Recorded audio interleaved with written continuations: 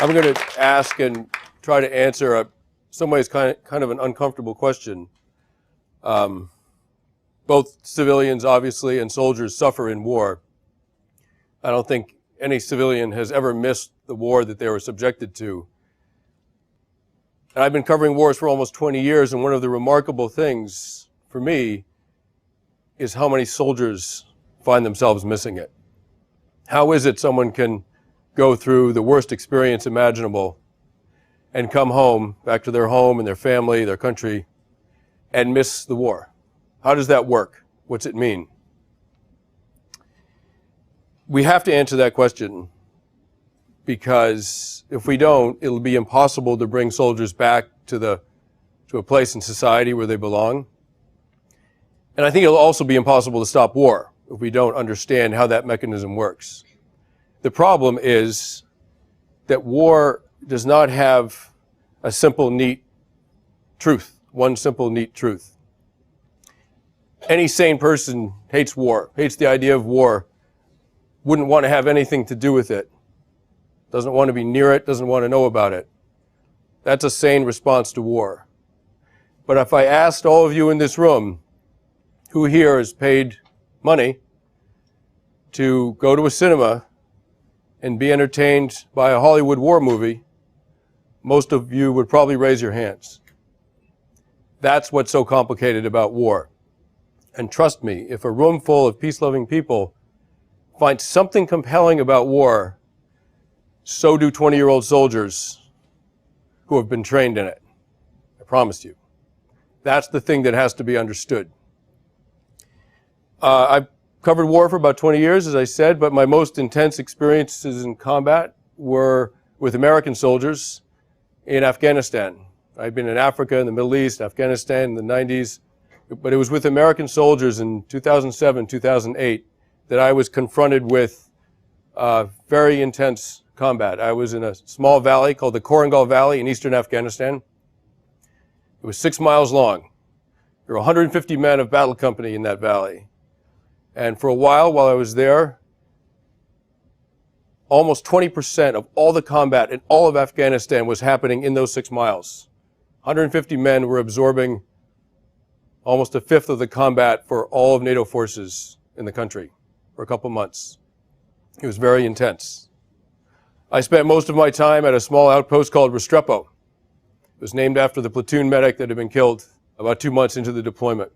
It was a few plywood bee huts clinging to the side of a ridge, and sandbags, bunkers, gun positions. There were 20 men up there of 2nd Platoon Battle Company. I spent most of my time up there. There was no running water. There was no way to bathe. The guys were up there for a month at a time. They never even got out of their clothes. They fought, they worked, they slept in the same clothes. They never took them off. And at the end of the month, they went back down to the company headquarters. And by then, their clothes were unwearable. They burned them and got a new set. There was no internet. There was no phone. There was no communication with the outside world up there. There was no cooked food. There was nothing up there that young men typically like. No cars, no girls, no television, nothing. Except combat. Combat they did learn to like. I remember one day, it was a very hot day in the spring, and we hadn't been in a fight in a couple of weeks, maybe. Usually the outpost was attacked, and we hadn't seen any combat in a couple of weeks, and everyone was just stunned with boredom and heat. And I remember the lieutenant walking past me, sort of stripped to the waist. It was incredibly hot. Stripped to the waist, walked past me muttering, "Oh God, please someone attack us today." That's how bored they were. That's war too.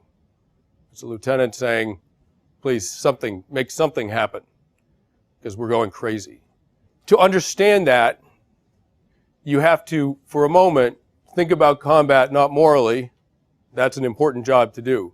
But for a moment, don't think about it morally, think about it neurologically. Let's think about what happens in your brain when you're in combat. First of all, the experience is, it's a very bizarre It's a very bizarre one. It's not what I had expected. Usually you're not scared. I've been very scared in combat, but most of the time when I was out there, I wasn't scared. I was very scared beforehand and incredibly scared afterwards. And that fear that comes afterwards can last years. I haven't been shot at in 6 years, and I was woken up very abruptly this morning by a nightmare that I was being strafed by aircraft. 6 years later. I've never even been strafed by aircraft, and I was having nightmares about it. Time slows down. You get this weird tunnel vision. You notice some details very, very, very accurately, and other things drop out. It's almost a slightly altered state of mind. What's happening in your brain is you're getting an enormous amount of adrenaline pumped through your system. Young men will go to great lengths to have that experience. It's wired into us. It's hormonally supported. The mortality rate for young men in society is 6 times what it is for young women from violence and from accidents. Just the stupid stuff that young men do. Jumping off of things they shouldn't jump off of, lighting things on fire they shouldn't light on fire. I mean, you know what I'm talking about. They die at 6 times the rate that young women do. Statistically, you are safer as a teenage boy. You would be safer in the fire department or the police department in most American cities than just walking around the streets of your hometown looking for something to do. Statistically. You can imagine how that plays out in combat. At Restrepo, every guy up there was almost killed, including me, including my good friend Tim Hetherington, who was later killed in Libya. There were guys walking around with bullet holes in their uniforms, rounds that had cut through the fabric and didn't touch their bodies. I was leaning against some sandbags one morning, not much going on, sort of spacing out, and some sand was kicked into the side of hit the side of my face. Something hit the side of my face. I didn't know what it was.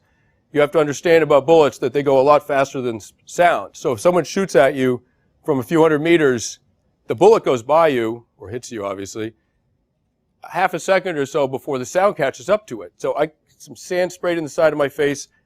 Half a second later, I heard da-da-da-da-da. It was a machine gun fire. It was the first round, first burst of an hour-long firefight. What had happened was a bullet hit 3 or 4 inches from the side of my head. Imagine, just think about it, because I certainly did. Think about the angle of deviation that saved my life. At 400 meters, it missed me by 3 inches. Just think about the math on that. Every guy up there had some experience like that, at least once, if not many times. The boys are up there for a year. They got back. Some of them got out of the Army and had tremendous psychological problems when they got home. Some of them stayed in the Army and were more or less okay psychologically. I was particularly close to a guy named Brendan O'Byrne. I'm still very good friends with him. He came back to the States. He got out of the Army. I had a dinner party one night. I invited him, and he started talking with a woman, one of my friends, and she knew how bad it had been out there, and she said, "Brendan, is there anything at all that you miss about being out in Afghanistan, about the war?" And he thought about it for quite a long time. He finally said, "Ma'am, I miss almost all of it." And he's one of the most traumatized people I've seen from that war. "Ma'am, I miss almost all of it." What is he talking about? He's not a psychopath. He doesn't miss killing people. He's not crazy. He doesn't miss getting shot at, seeing his friends get killed. What is it that he misses? We have to answer that. If we're going to stop war, we have to answer that question. I think what he missed is brotherhood. He missed, in some ways, the opposite of killing. What he missed was connection to the other men he was with. Now, brotherhood's different from friendship. Friendship happens in society, obviously. The more you like someone, the more you'd be willing to do for them. Brotherhood has nothing to do with how you feel about the other person. It's a mutual agreement in a group that you will put the welfare of the group, you will put the safety of everyone in the group above your own. In effect, you're saying, I love these other people more than I love myself. Brendan was a team leader in command of 3 men, and the worst day in Afghanistan, he was almost killed so many times. Didn't bother him. The worst thing that happened to him in Afghanistan was one of his men was hit in the head with a bullet in the helmet, knocked him over. They thought he was dead. He was in the middle of a huge firefight. No one could deal with it. And a minute later, Kyle Steiner sat back up from the dead, as it were, because he'd come back to consciousness. The bullet had just knocked him out and glanced off the helmet. He remembers people saying, as he was sort of half conscious, he remembers people saying, Steiner's been hit in the head. Steiner's dead. And he was thinking, I'm not dead. And he sat up. And Brendan realized after that he could not protect his men. And that was the only time he cried in Afghanistan, was realizing that. That's brotherhood. This wasn't invented recently. Many of you have probably read the Iliad. Achilles surely would have risked his life or given his life to save his friend Patroclus. In World War II, there are many stories of wounded soldiers who were wounded, who were brought to a rear base hospital, who went AWOL, crawled out of windows, slipped out of doors, went AWOL, wounded, to make their way back to the front lines to rejoin their brothers out there. So you think about Brendan, you think about all of these soldiers having an experience like that, a bond like that, in a small group, where they loved 20 other people, in some ways more than they loved themselves. You think about how good that would feel. Imagine it. And they are blessed with that experience for a year, and then they come home, and they are just back in society like the rest of us are, not knowing who they can count on, not knowing who loves them, who they can love, not knowing exactly what anyone they know would do for them if it came down to it.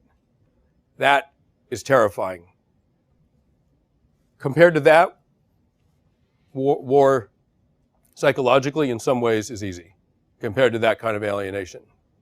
That's why they miss it. And that's what we have to understand and in some ways fix in our society. Thank you very much.